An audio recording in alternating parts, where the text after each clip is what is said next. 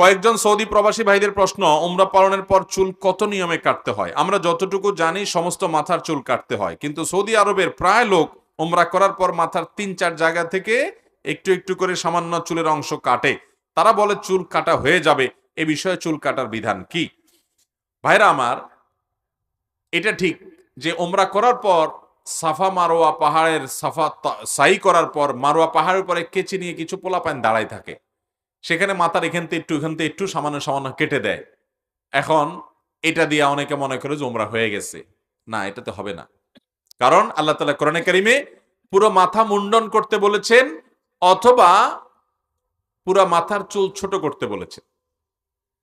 অমুকাসসিরিন আলা তাখাফুন, যারা পুরো মাথার চুল ছোট করছে তাদেরকে বলছে তাদের ভয় নাই, হয়ে যাবে। কিন্তু আল্লাহ তাআলা মাথা মুন্ডন করার নির্দেশ করেছেন। নবী করিম সাল্লাল্লাহু আলাইহি সাল্লাম দোয়া করেছেন, আল্লাহুম্মা হামিল মুহাল্লিকিন, আল্লাহ হজ এবং উমরার পর যারা পুরো মাথার চুল চেঁচে ফেলে তাদের প্রতি আপনি রহম করেন। এভাবে দোয়া করেছেন তিনি, 3 বার দোয়া করেছেন। এরপরে একবার দোয়া করেছেন যে চুল ছোট করে সেজন্য। অনেকেই মনে করে যে প্রথম উমরা চুল চাঁচা লাগে, এরপরে আর না করলেও চলে। না ভাই, প্রথম আর শেষ নেই। যতবার উমরা করবেন, যতবার হজ করবেন, প্রত্যেকবারই পারলে চাঁচবেন, চাঁচাটা উত্তম। যদি চাঁচতে না পারেন, পুরো মাথার চুলগুলাই একটু হলেও ছোট করবেন। কয়েকটা চুল ছোট করলেন আর পুরো মাথার চুল ছোট করলেন না, এটাতে হবে না।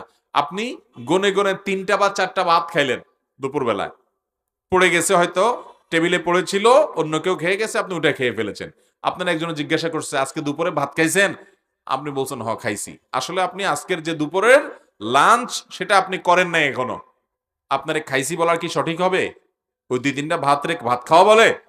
ঠিক একইভাবে 2-4টা চুল এখান থেকে একটু কাটলে হবে না, পুরো মাথার চুল ছোট করতে হবে।